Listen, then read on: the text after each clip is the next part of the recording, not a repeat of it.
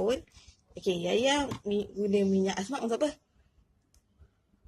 Minyak asmak untuk apa? Batuk, semua demam. Lagi?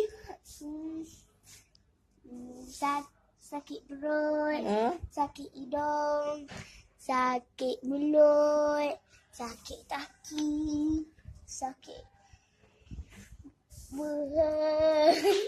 Okey, bila Yaya dah sapu minyak tu, lepas tu kalau Yaya batuk banyak-banyak, lepas tu tiba-tiba Yaya semput. Lepas tu tiba-tiba Yaya demam. Lepas tu tiba-tiba Yaya Muntah. Yaya makan apa? Makan jus asam. Wah, besarnya jus ni.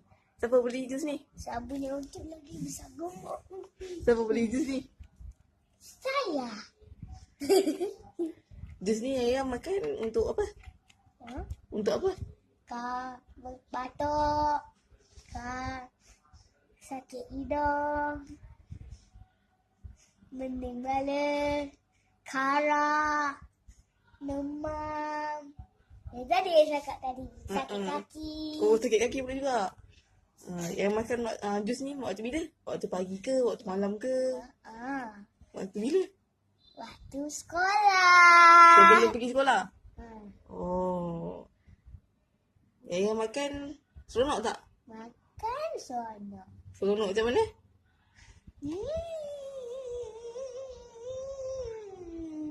Siapa nama? Yaya!